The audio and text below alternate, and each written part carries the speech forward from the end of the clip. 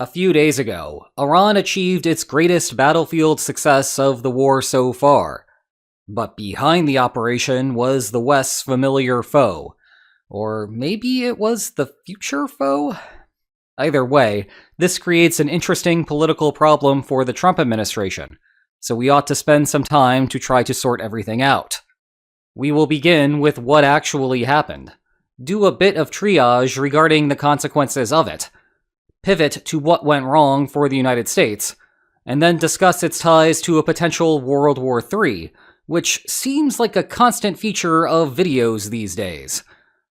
Here is the summary of what happened. On March 27th, Iran fired some number of ballistic missiles and Shahed drones toward Prince Sultan Air Base, which is about a third of the way inland from the Gulf. The United States has used the base for decades to project power in the region, as this file photo illustrates. Now, missile and drone attacks have been a daily feature of the war since it began. Nothing surprising about that. But it is what Iran struck, or arguably what the United States blundered into letting Iran strike, that makes this such a big deal. 10 U.S. service personnel were injured, though there were no fatalities. A handful of KC-135 Stratotankers were destroyed, each worth $80 million. They are the aircraft that refuel fighters mid-flight, allowing them to sustain operations for longer. But Iran's big prize for the day was an E-3 Sentry, an airborne warning and control system, or AWACS for short. These are the aircraft that act as flying radars, which grant a broader perspective because they are not as hindered by the curvature of the Earth. You may also recall how back in February, I warned that their deployment to the Middle East signaled a much more expansive operation than many were thinking about at the time. Well, here we are, except the United States is down one AWACS. If I may enter speculation mode for a second, Iran appeared to achieve a direct hit on the AWACS radar dome. That is the weird disc that is attached to the back of the plane. It would be quite a feat of precision for a ballistic missile to score a direct hit like that. And while Shaheds are not exactly known for their accuracy in Ukraine, it is probably a good guess that a drone was the culprit in the AWACS strike. Perhaps it was a Shahed with some AI navigation assistance that looked for the distinctive disc shape. Reports indeed indicate that Russia has shared AI upgrades to Shaheds with Iran. Perhaps it was a Shahed with a very precise GPS system and a very exact location of the target. More on that in a minute. Either way, the result of the attack would be a one-way system costing tens of thousands of dollars, destroying a $500 million plane. As far as operational impact goes, this will have consequences. The United States is now down to 16 total E-3s, with 5 currently in the Middle East. Ideally, you would want one in the air whenever combat operations are ongoing, which is round the clock at this point. One would therefore imagine that one of the 11 remaining E-3s will soon find itself near Iran. The United States also operates E-2 Hawkeye AWACS, which are small enough to fit on aircraft carriers and serve the same battle coordination role for carrier strike groups. They cannot fly as high, though, so they are not as good. But at least they are something.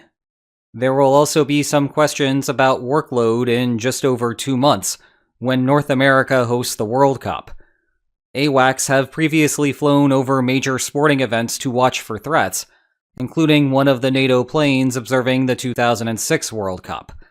It is safe to say that we currently have an elevated security environment, so June's event may receive the same treatment. One wonders if the United States has enough coverage to handle this, or if NATO planes will be taking a trip across the Atlantic for a month. In any case, the only consolation to the United States, and it is a small consolation at that, is that the E-3s need to be replaced. They are old, but the potential replacement systems are still in the prototype stage, and the Pentagon needs something to bridge that long time period.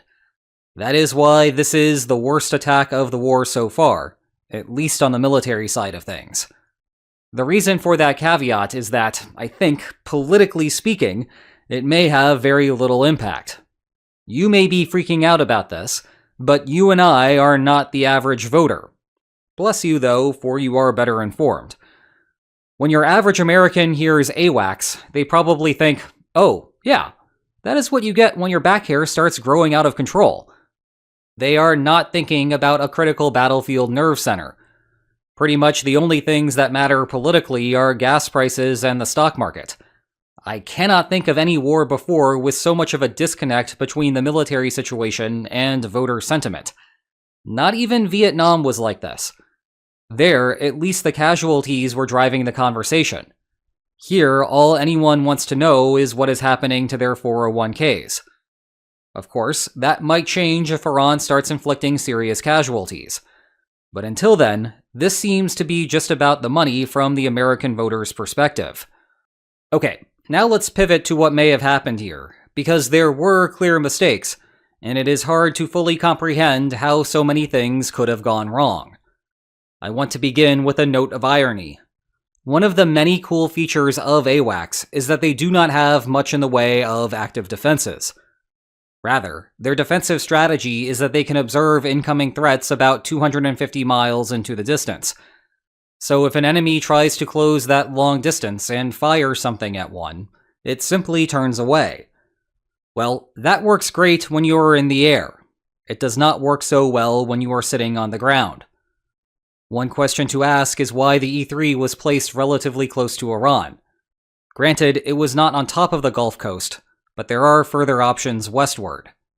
That matters not just because of the range of Shahed drones, but also because depth helps when defending against them, with each progressive stage trying to thin out the problem for the next stage.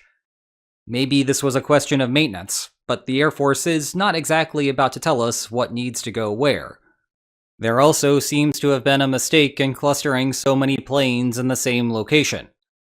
It is easy to look at this progression of Iranian launches over time and think to yourself, Iran is no longer a threat. Well, no. Missile and drone launches remain down from the start of the war.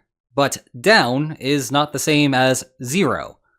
Moreover, the only real way for Iran to get anything through at this low of a fire rate is to cluster them at once and direct them at the same target location, in hopes that US defenses are not concentrated enough to intercept all of them. That strategy works better when the targets are also clustered, so whatever explosives make it through do not redundantly strike the same target. The final point worth noting is that the targets were sitting out in the open. It is much, much easier for a Shahed to destroy something when it is not fighting through a concrete hangar. The best time to start building concrete hangars was about a year ago, when Ukraine showed just how much of a problem that simple quadcopters could cause. The second best time to start building concrete hangars is now. I will keep saying this because it remains true, but there are a ton of vulnerable sites all along the US border that are not properly protected, and it is only a matter of time before something like this happens inside of the United States. Finally, we need to put this in the context of the coalitions of the broader world at war. Iran almost certainly did not conduct the operation without external assistance. Accomplishing so many simultaneous strikes on US aircraft requires knowing exactly where they are all parked. That would seem to suggest satellite imagery beyond Iran's capacity. Everyone's eyes immediately turned to Russia, as it was previously known that the Kremlin was sharing intelligence information with Iran. Now, just in the last day or so, reports are coming in that China is also sharing that type of information. So, actually, we cannot be certain about the source. China clearly wants to attrit US forces to facilitate an invasion of Taiwan. But I am going to focus on Russia for the rest of this video. As a starting point, it is worth recognizing that the Iran war does not happen without the invasion of Ukraine, at least not in its current shape. Russia has been so weakened in Ukraine that the White House did not need to consult the Kremlin about Iranian policy, as historically had been the case with places like Syria more than a decade ago. It is also likely that the Kremlin would have wanted to prop up Iran during its period of vulnerability from protesters, effectively locking the window of opportunity that otherwise pushed the Trump administration to war. In terms of motive, the Kremlin undoubtedly views the strikes as retribution. Part of this is the kinetic support that the United States gave Ukraine in years prior. More symmetric to the current situation, part of this is the intelligence support that the United States continues to provide to Ukraine. Yes, at the risk of yelling at clouds, the United States has been doing this. No, it is not to tell Ukraine where a refinery or port is. Anyone with Google Maps is capable of obtaining that information on their own. Rather, as the AWACS case illustrates, satellite surveillance is useful for knowing exactly where things are right now, like where Russian air defenses are located, or perhaps where the most recent refueling of a particular tank happened. There are reports that Russia offered the United States a trade, that both would suspend their intelligence assistance to their respective partners. Understanding that such a deal is completely unenforceable, the White House declined it. But in this world of unenforceable contracts, the solution to the problem is not to hit the brakes. And yet, concurrent to everything else going on, the United States is hitting the brakes. Remember that drama about a Russian oil tanker headed to Cuba? Well, the crisis has ended without a shot, neither bullets nor rum. But there were tacos. The tanker will soon dock in Cuba and offload its crude to a country in desperate need of fuel. If the government stretches the supply, it should provide a few weeks of relief to the island. Trump did not offer much of an explanation for why he allowed the tanker to go through. After showing off some schematics of the East Wing ballroom under construction, Trump basically told reporters that it was for humanitarian reasons, that any country could import oil there, and that Cuba is finished one way or another. If I may read between the lines, it is possible that Russia escorted that one tanker with a submarine, so boarding it may be complicated. I can see why this would not be something disclosed so as to avoid a public situation reminiscent of the Cuban Missile Crisis. If this is what happened, I would look for leaks to this effect sooner than later. A less conspiratorial explanation is that Trump does not want to fight an Atlantic tanker war while simultaneously pursuing the Iran war. In other words, tolerating Russian intelligence sharing is better than trying to beat Russia into submission. No doubt that there will be plenty in Congress who feel differently about the matter. Some about the quarantine in general, not a blockade, a quarantine, others about inconsistency in enforcement. It is worth noting that Russia restarted tanker shipments to Cuba in 2022. There was a hiatus in 2023. At least one reached the island in 2024. The Biden administration did not stop those deliveries. So, again, many of the complaints in Congress will be that you either have a quarantine or you don't, and letting any tanker through for funsies, especially a Russian one, is not a good policy. One final point of irony here. The tanker arriving in Cuba currently would be unable to repeat the trip. That is because it filled at Russia's Primorsk oil terminal. Well, that terminal was again attacked yesterday. Something like 4 times now in just over a week. Maybe it was 5. It is at the point where I have lost track. There are still no clear indications whether the United States is withholding intelligence information for those strikes. But there are increasing reports that the White House is pressuring Ukraine to stop targeting oil infrastructure, precisely because of those domestic political concerns. Zelensky has also said that his partners have asked him to scale back the attacks, without explicitly naming which partners. It is obvious to draw the connection to the United States, but remember that European leaders are also not thrilled about higher energy prices. Either way, it is another place where the United States could be retaliating, but maybe is not. So, what are our takeaway points for today?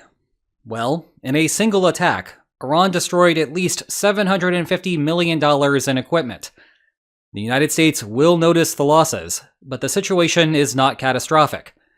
There will be a lot of questions in Washington about how the Pentagon permitted the conditions for such an attack.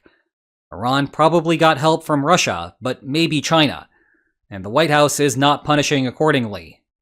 That wraps up, I believe, day 32 in a row. I will be doing a Q&A for Day 33 on Lines on Maps Extra. There is a pinned comment below for you to ask your questions. Check it out. And if you enjoyed today's video, then please like, share, and subscribe. And I will see you next time. Take care.